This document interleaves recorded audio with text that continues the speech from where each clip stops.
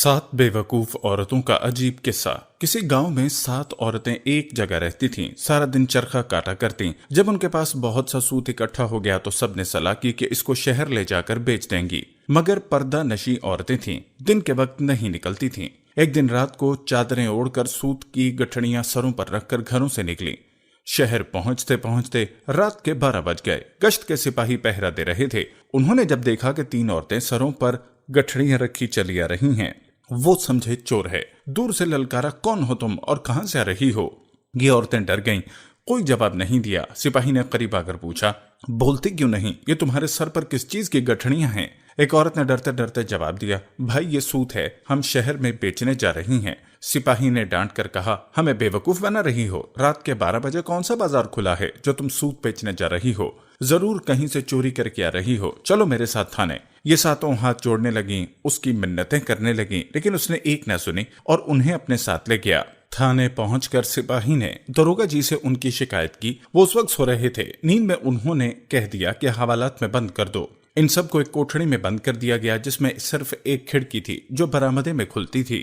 खिड़की के सामने दरोगा जी का पलंग लगा था जहां वो सो रहा था। वो 7 कोठड़ी में बंद होकर पहले अपनी किस्मत पर रोती रहीं और फिर जब दिल हल्का हो गया तो बातें करने लगी। एक ने कहा, रात कैसे गुजरेगी, कोई किस्सा या कहानी शुरू करो। दूसरी ने कहा, आप बीती सुनोगी या जग बीती? तीसरी ने कहा, बहन आप बीती सुनाओ।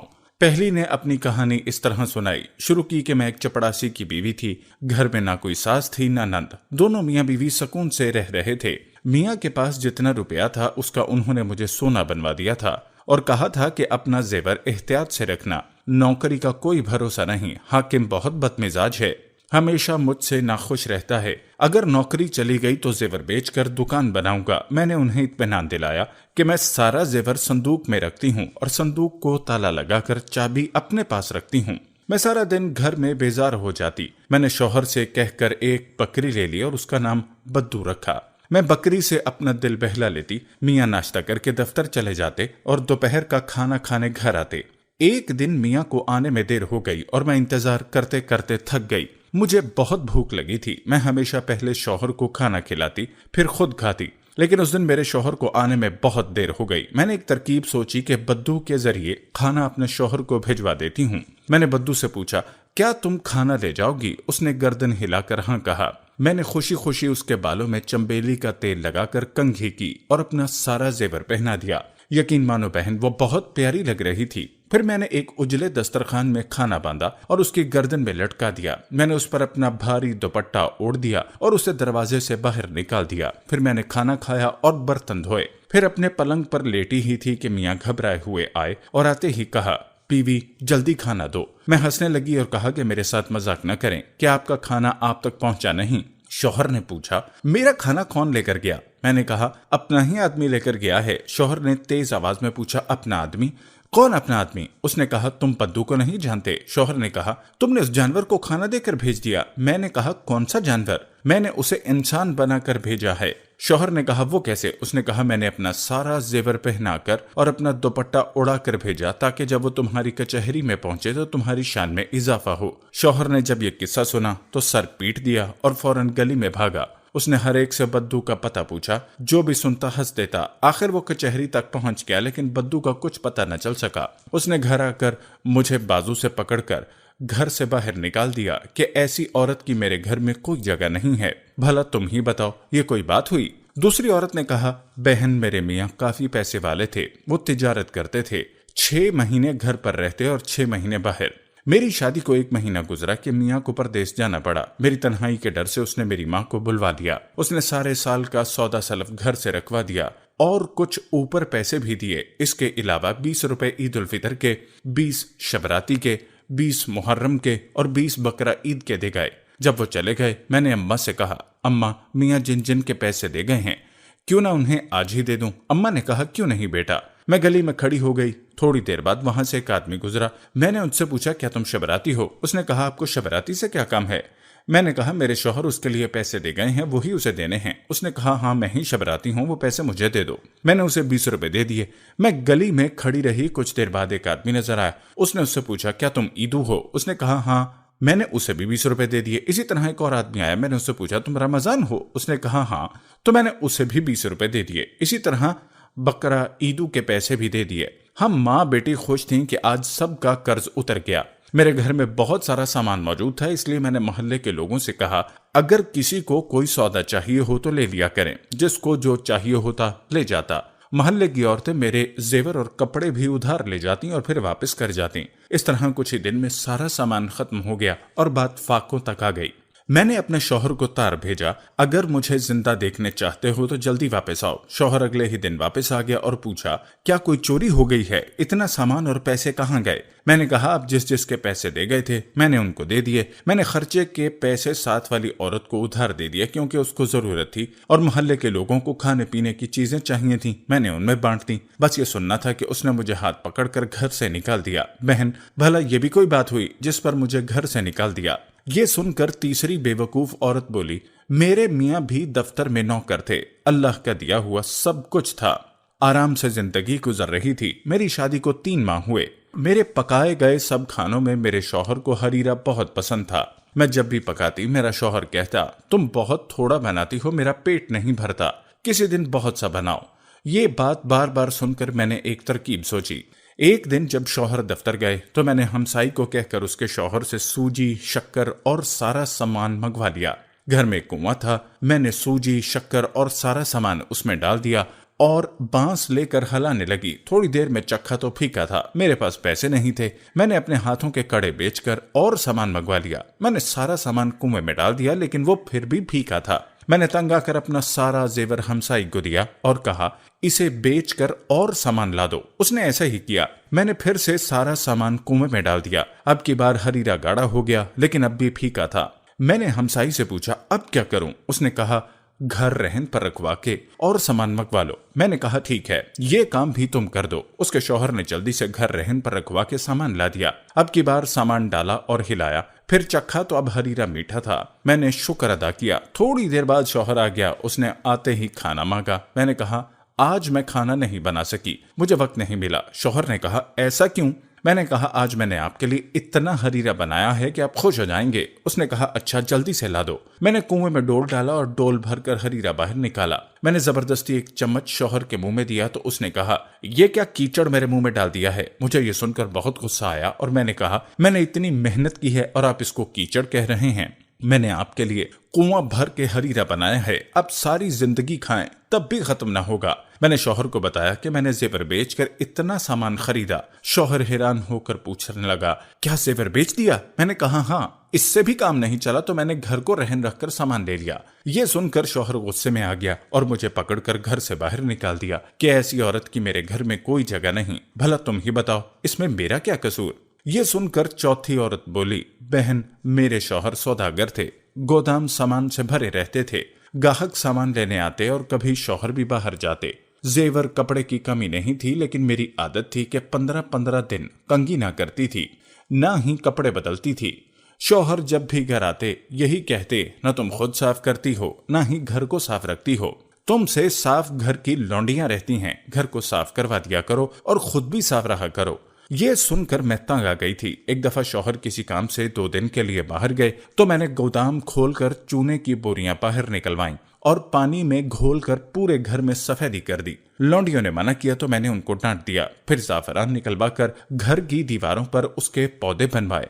फिर मैंने एक बाल्टी में बहुत सा इत्र मिलाया और नहाई, अपना सारा जेवर पहना और तैयार होकर बैठ गई। शाम से पहले शौहर घर में दाखिल हुए तो सबसे पहले यही पूछा क्या कोई इत्र की बोतलें टूट गईं? आज तो बहुत खुशबू आ रही है। शौहर इतनी जल्दी में था कि उसने घर की किसी चीज पर गौर ही नहीं किया और सीधा कमरे में आए। मैं तैयार होकर बैठी थी। शौहर मुझे देखकर पहले हंसने लगे, फिर कहने लगे गोदाम की चाबी दो। मैंने कहा अरे घर तो देखें। शौहर ने घर की दीवारों को देखा तो कहा वाह, 2 दिन में तुमने सारे घर में सफेदी करवा दी। ठीक है, जल्दी से चाबी दो, बाहर गाहक खड़े हैं। मैंने कहा गोदाम में क्या रखा है? शौहर ने कहा सामान। मैंने कहा वहां कुछ नहीं है। शौहर ने परेशानी से पूछा क्या हुआ, चोरी हो गई है क्या? मैंने कहा नहीं, चोरी क्यों होगी, मैंने सारा सामान चूने में मिलाकर घर की सफेदी करवाई है और जाफरान और गुलाब भी उसमें मिलवा दिया और खुद भी इत्र से नहाई हूँ।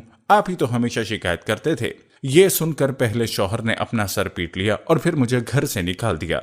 ये सुनकर 5वीं औरत बोली میری شادی کو ابھی 1 ماہ ہوا تھا کہ شوہر کو پردیس جانا پڑا۔ مجھے اپنے میاں سے بہت محبت تھی، میں ان سے 8 دن کی دوری بھی برداشت نہیں کر سکتی تھی۔ شوہر کے جانے سے بہت دن پہلے میں نے رونا شروع کر دیا۔ شوہر نے مجھے یقین دلایا کہ میں جلدی واپس آ جاؤں گا۔ میں نے اس سے پوچھا، یہ بتا دیں کہ آپ کہاں جا رہے ہیں؟ اس نے کہا، میں بہت دور جا رہا ہوں، راستے میں دریا آتا ہے اور پھر کشتی کے ذریعے دوسری طرف جاتے ہیں۔ میں چپ ہو گئی۔ شوہر چلا گیا۔ رات کسی طرح گزر گئی، لیکن جب دن ہوا تو میرے دل نہ لگا۔ میں نے لونڈی سے کہا، مجھے میرے شوہر کے پاس لے جاؤ، تو اس نے کہا، میں کیسے لے جاؤں؟ راستے میں دریا آتا ہے اور پھر کشتی کے ذریعے جاتے ہیں۔ میں نے اس سے کہا، کیوں نہ گھر میں دریا بنا لیں؟ وہ خوش ہو گئی۔ ہم نے مزدوروں کو بلوا کر گھر کی کھڑکیاں اور روشن دان بند کروا دیے، پھر زیور بیچ کر گھر میں پانی ڈلوانا شروع کیا۔ سارے پیسے اور زیور بک گیا، لیکن پانی اوپر نہ آیا۔ میں نے محلے کے لوگوں سے کہا کہ کوئی میرا گھر خرید لے اور مجھے اس میں پانی ڈلوا دے۔ کوئی شخص نہ مانا۔ آخر ایک ایسا آدمی ملا جس نے یقین دلایا کہ وہ مجھے پانی ڈلوا دے گا۔ اس نے پانی ڈلوانا شروع کر دیا اور کچھ ہی دیر میں پانی بہت اونچا ہو گیا۔ لونڈی نے پہلے ہی 2 گھڑے الگ کر لیے تھے۔ ہم ان گڑوں پر بیٹھ کر پانی میں اتر گئیں اور سفر شروع کیا۔ کبھی میں آگے نکل جاتی تو کبھی لونڈی۔ اس طرح ہم نے کئی گھنٹوں سفر جاری رکھا۔ جب شام ہونے لگی تو میں نے لونڈی سے کہا، اگر بیچ راستے میں رات ہو گئی تو ہم کیا کریں گے؟